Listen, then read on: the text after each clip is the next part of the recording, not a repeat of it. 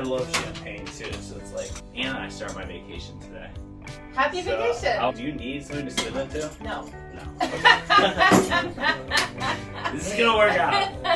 Okay, what's up everybody? Nolan here with you. I have a very special guest. I'm super excited. Not only am I starting my vacation today, but Lily is here from one of my favorite champagne houses, Canard-Duchêne, and she's going to tell us a little bit about some of these awesome wines. Go ahead and introduce yourself. Thank you. So hi everybody, I am Lily. I am from the Champagne region in France. So You're from there? I am. Wow. So for me, champagne is like water. I need it to function.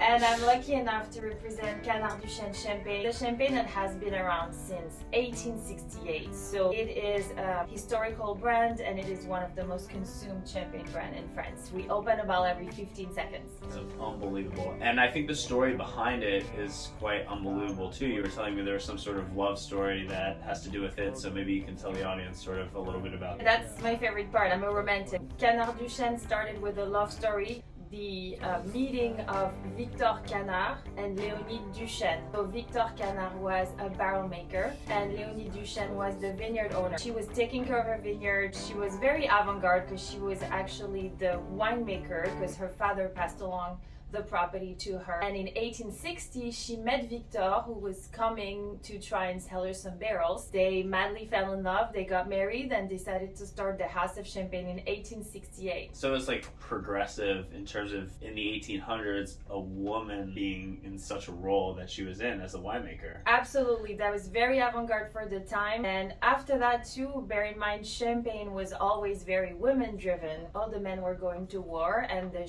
women leading the houses of champagne. So to this day, women have a very important role in the Champagne region. I wonder also certain wines having like masculine and feminine styles, like, you know, that more feminine, delicate style, or is that just something I'm making up? No, absolutely. It's, you know, it's, I think, subjective how people think what feminine is or masculine is, but I totally agree with you. We usually tend to say that when there's more Chardonnay in the blend, the wine tends to be more feminine, and when there's more Pinot Noir in the Champagne blend, it tends to be more masculine. When I drink these wines, they never like really punch me in the face. It's soft, kind of delicate, beautiful. I think Léonie Duchêne would love to hear you say that, as well as our winemaker. We have a fantastic winemaker that's been with us for over 20 years. His goal is really balance and freshness. He wants all his champagnes to be extremely delicate and not in your face, just like you said. Yeah. Very easy, very smooth, so that when you have a sip, you really want a second sip and then a third sip, and it's very easy to drink the entire bottle.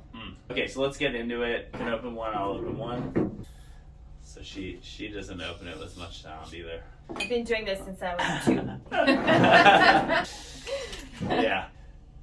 Okay, so this wine is mostly made with which grape varietal? In general, Canard-Duchêne is very much Pinot Noir driven. Okay. For our audience too, that might be a little bit confusing because Pinot Noir is a red grape. Here we are with a white wine that's sparkling. That's part of the beauty of the Champagne region is pressing black grapes into white juice. There's 3 grapes we can use in Champagne, and it's Chardonnay, Pinot Noir, and Pinot Meunier. Canard-Duchêne, we're a more Pinot Noir driven house of champagne because we're located in the heart of Pinot Noir region. So it just makes sense to go with what the soil is giving you. And Pinot Noir, we always say, brings the body and the structure. Pinot Meunier brings the fruitiness and the roundness, and Chardonnay is gonna bring the elegance and the floral aromas. We're blending all 3 to get a specific style. Oh, that's fabulous. The wine has this beautiful roundness and texture. Got this like kind of brioche, bready quality also. It has that delicate flavor that we were talking about where it's not coming under your palate too strong and the bubbles aren't attacking you. And the way he manages to achieve that is that we're going to age those a lot longer than low requirements, so that's why the bubbles are very thin, and that's why the wine is very mature and really ready, and it's not in your face, it's not aggressive, it's not bitter. Yeah, it doesn't really cloy is. At my palate, it's just so smooth. I love champagne because it goes with every food. Pair it with literally anything. It's unbelievable way to cleanse your palate after every bite. And it makes you happy. I mean, and it makes you if happy. everybody in the world would drink more champagne, the world would be a better place. Everybody would be happier. I like that. Okay, so let's get into the rosé now. This one obviously gonna have more color to it, and so for the audience, kind of explain the difference between how this gets its color versus the other one, because this one I assume also is probably made with Pinot Noir as well.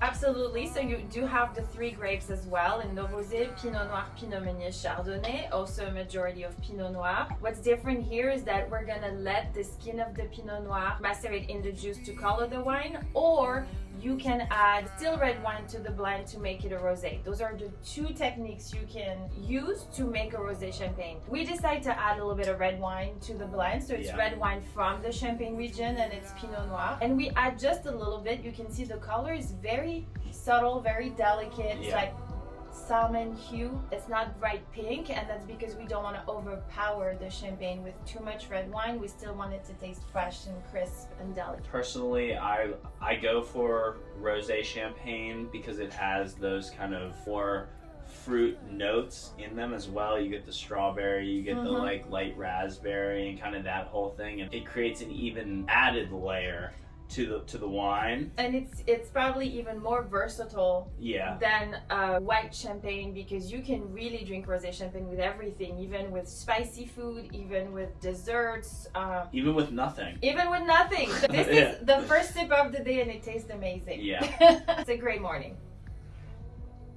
You get this dryness from the wine itself, but then you get this beautiful kind of overlay of fruit character coming through. The way that champagne rosé balances itself, and especially this wine and this house, is so, I would highly recommend this wine for anybody looking for, you know, a wine any day that ends in Y between like 9 a.m. and like midnight. Yeah.